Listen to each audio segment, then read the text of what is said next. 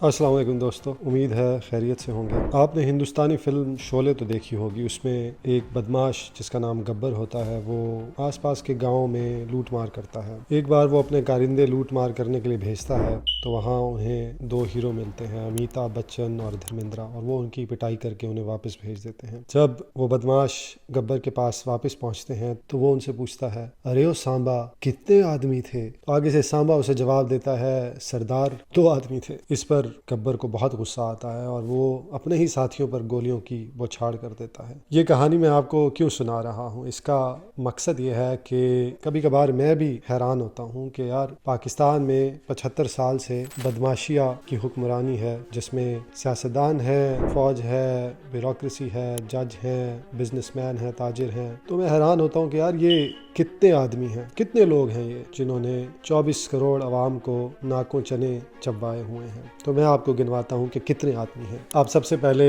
سیاسی اسٹیبلشمنٹ یا سیاسی اشرافیہ کی بات کریں۔ ہم سب جانتے ہیں کہ سیاستدان ہمیشہ سے اسٹیبلشمنٹ کی بی ٹیم رہے ہیں۔ تو آپ قومی اسمبلیوں کی سیٹیں گنیں، صوبائی اسمبلیوں کی سیٹیں گنیں، سینٹ کی سیٹیں گنیں، تقریباً 1200 نشستوں پر مشتمل ہیں یہ تمام ایوان۔ یعنی وہ 1200 لوگ ہیں جو آپ کی قسمت کے فیصلے کرتے ہیں، قانون سازی کرتے ہیں، بجٹ پاس کرتے ہیں، اس بات کا فیصلہ کرتے ہیں کہ کس کو کتنے پیسے ملیں گے، کتنی سبسڈیز جائیں گی، شوگر مافیا کو کتنے ملیں گے، ٹیکسٹائل والوں کو کتنے ملیں گے، تاجروں کو کتنے ملیں گے، اور عوام کو کیا پھوٹی کوڑی ملے گی۔ وہ 1200 لوگ، ظاہر ہے ہر ضلع میں، ہر حلقے میں کوئی نہ کوئی اپوزیشن کا بندہ بھی ہوتا ہے، کبھی ایک پارٹی الیکٹ ہو کر آتی ہے، کبھی دوسری۔ اگر آپ دوسری پارٹی بھی ملا لیں تو تقریباً 2000 لوگ بنتے ہیں۔ 2000 لوگ ہماری سیاسی اشرافیہ کا حصہ ہیں۔ کیونکہ ڈیولوشن نہیں ہے، کیونکہ طاقت کی منتقلی نہیں ہے نچلی سطح تک، تو یہی 2000 ہماری زندگی کے سیاسی فیصلے کرتے ہیں، اور یہی کرتے آ رہے ہیں پچھلے 70-80 سال سے۔ انہی کے باپ، انہی کے بیٹے، آپ گیلانی خاندان کو دیکھیں، قریشی خاندان کو دیکھ لیں،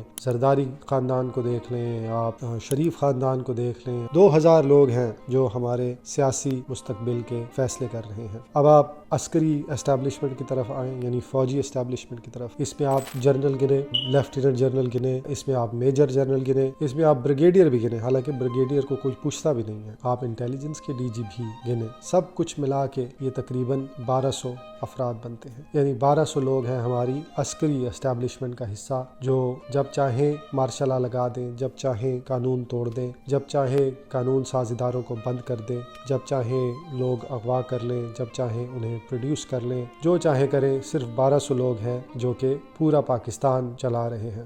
اسی طرح آپ افسر شاہی پہ آ جائیں، D M G police. Pakistan میں کل 166 ڈسٹرکٹ یا اضلاع ہیں، اس میں ہر ضلع میں 4-5 جو ٹاپ کے بندے ہوتے ہیں وہ اس ضلع کا انتظام اور انصرام چلا رہے ہوتے ہیں۔ وہ ٹیکس بھی اکٹھے کرتے ہیں، ضلعی انتظامیہ بھی چلاتے ہیں، ان کے فیصلے آپ کی زندگیوں پر اثر انداز ہوتے ہیں۔ اس کے علاوہ وہ سیاستدانوں کے فیصلوں پر بھی یہی لوگ عمل کرواتے ہیں، فوج کے فیصلوں پر بھی یہی لوگ عمل کرواتے ہیں۔ گولی چلتی ہے تو انہی کے فیصلوں سے چلتی ہے، ضلع بند ہوتے ہیں تو انہی کے فیصلوں سے ہوتے ہیں، دفعات لگتی ہیں تو انہی کے فیصلوں سے لگتی ہیں، گرفتاریاں ہوتی ہیں تو انہی کے فیصلوں سے ہوتی ہیں۔ یہ کل کتنے لوگ ہیں؟ یہ بھی کل 2000 لوگ ہوں گے۔ آپ ان میں فیڈرل سیکٹری، پروونشل سیکٹری بھی ملا لیں جو طاقتور ہیں، تو تقریباً 2000 افراد پر مشتمل ہماری افسر شاہی ہے۔ اس کے علاوہ آپ عدلیہ کو دیکھ لیں، سپریم کورٹ، ہائی کورٹ کے جسٹسز کو آپ ملا لیں، بڑے بڑے اس میں قانون دان بھی ملا لیں جو آئینی مشورے دیتے ہیں حکمرانوں کو، تو اس میں تقریباً 200، 300، 400 لوگ ہوں گے زیادہ سے زیادہ، جنہوں نے پاکستان کے اندر انصاف کا بیڑا اپنے سر پر اٹھایا ہوا ہے۔ اور آپ انصاف کا حال تو پاکستان میں جانتے ہیں،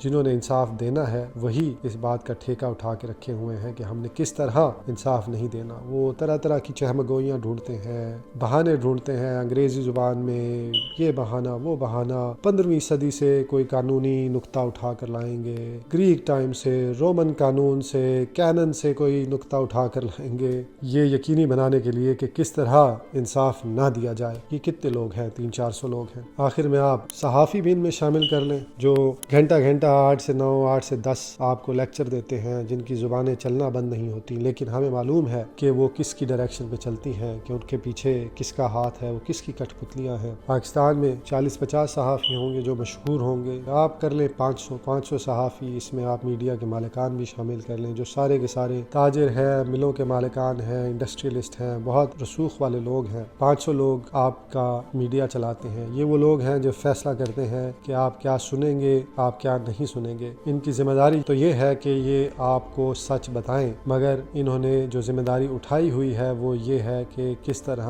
آپ سے سچ کو چھپایا جائے, کس طرح جھوٹ کو رنگین بنایا جائے, بلیویبل بنایا جائے کہ اس پہ یقین کیا جا سکے. یہ طرح طرح کی نکتہ چینیاں کرتے ہیں, طرح طرح کے سوال اٹھاتے ہیں, اور ان کا مقصد یہ ہوتا ہے کہ کسی طرح سچ کو منو جھوٹ کے نیچے دبا دیا جائے. اور اس کی ان کو تنخواہیں ملتی ہیں کروڑوں روپے. ایک شو کے 30 40 لاکھ روپے ملتے ہیں. جب اتنے پیسے یہ لے رہے ہوں ان لوگوں سے جو عوام کے اوپر حکمران ہیں, تو ظاہر ہے یہ ان کے خلاف تو نہیں بولیں گے. تو یہ کتنے لوگ ہیں؟ 500 لوگ ہیں. اس کے علاوہ آپ سول سوسائٹی کے لوگ ملا لیں, آپ وہ خواتین ملا لیں جو بڑی بڑی NGOs چلاتی ہیں, آپ ریٹائر جنرل ملا لیں, آپ ریٹائر بیوروکریٹ ملا لیں, ان سب کو ملا لیں تو یہ 1000 لوگ اور بنیں گے. اب ان سب کو جمع کریں, آپ خود جمع تفریق کریں تو آپ کو اندازہ ہوگا کہ پاکستان کے حکمران جو ہیں وہ صرف 8000 لوگ ہیں. جی ہاں, 8000 لوگ. تو اگر آئندہ آپ سے کوئی گبر یہ سوال پوچھے, ارے او سانبا کتنے آدمی تھے, تو آپ کہہ سکتے ہیں کہ سردار 8000 آدمی تھے. اور یہ 8000 فیصلہ ساز بھی نہیں ہیں. ان میں سے فیصلہ ساز تو 200-300 ہیں, بڑے بڑے مگرمچھ جو آپس میں بیٹھ کے دروازوں کے پیچھے ملک کے فیصلے کرتے ہیں. کتنے ارب کدھر جائیں گے, کتنے ارب کدھر جائیں گے, کس کا سیاسی ستارہ چڑھے گا, کس کا ڈوبے گا, کہاں جنگ ہوگی, کہاں نہیں ہوگی, کس کے بچے مریں گے, کس کے بچے نہیں مریں گے. 200-300 فیصلہ ساز ہیں. اور باقی 7000 سمجھیں آپ ان کے کارندے ہیں, مگر بڑے طاقتور کارندے ہیں, بہت طاقتور لوگ ہیں. یہی 8000 چہرے بدلتے رہتے ہیں, انسان بدلتے رہتے ہیں, مگر یہ 8000 کا جو عدد ہے یہ وہیں کا وہیں رہتا ہے. یہی 8000 ہیں جو 75-80 سال سے پاکستان چلا رہے ہیں. انہی کے کہنے پہ پورے پاکستان کا ذرہ ذرہ, انچ پتا پتا ہلتا ہے یا نہیں ہلتا, یہی کنٹرول کرتے ہیں, یہی باغ دوڑ سنبھالے ہوئے ہیں. ایک انسان ایک سے زیادہ گدھے کو یا 2 گدھوں کو جن کو وہ آگے جوتے گا ریڑھی میں, برسائے گا ان پر ڈنڈے, مگر وہ پھر بھی ضدی ہوتے ہیں, وہ اپنی من مرضی پھر بھی کرتے ہیں. 2 گدھوں سے زیادہ انسان کنٹرول نہیں کر سکتا. بھیڑیں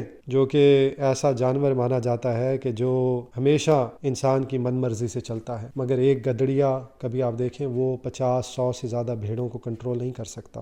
ایک انسان ایک بھی چیونٹی کو اپنی مرضی سے نہیں چلا سکتا. قید بھی کر لے تو وہ اپنی مرضی کرے گی. ایک شہد کی مکھی کو بھی اپنی مرضی سے انسان نہیں چلا سکتا. یہاں 8000 لوگ 24 کروڑ کو اپنی مرضی سے چلا رہے ہیں. آپ ذرا تقسیم کریں تو ایک کارندہ بدماشیہ کا 30,000 جیتے جاگتے ہوش مند عقل مند ذہین فطین انسانوں کو بھیڑوں کی طرح سدھا رہا. آپ غور کریں, یہ 30,000 اگر پھونک بھی مارے تو وہ کارندہ اڑ جائے. اور ایسا بھی نہیں ہے کہ یہ 8000 آپس میں متحد ہیں, یہ آپس میں لڑتے جھگڑتے بھی رہتے ہیں. حسد ہوتا ہے, مقابلے بازی ہوتی ہے. اس نے اتنی کوٹھیاں بنا لی, تم نے کتنی کوٹھیاں بنائی, اس کے پاس اتنی گاڑیاں ہیں, تمہارے پاس کتنی گاڑیاں ہیں, کون لیفٹیننٹ جنرل بنے گا, کون میجر جنرل بنے گا. یہ جس نظام کے کارندے ہیں وہ نظام ظلم کا نظام ہے, کیونکہ اس نظام کا جو سٹرکچر ہے, جو اس کی ساخت ہے, جو برطانوی راج سے چلتی آ رہی ہے, اس ساخت اور اس سٹرکچر کے اندر ہی ظلم ہے. اس ساخت اور اس سٹرکچر کے اندر ہی بڑائی اور چھوٹائی ہے. خواص, بدماشیہ اور عوام اور غربا اور نادار لوگوں کا فرق موجود ہے, اور جب تک یہ فرق ختم نہیں ہوگا اسی طرح یہ ایک شخص آپ 30,000 لوگوں کی زندگی کے فیصلے کرتا رہے گا, اور آپ کبھی ان کا گریبان نہیں پکڑ پائیں گے. غور کیجیے. السلام علیکم.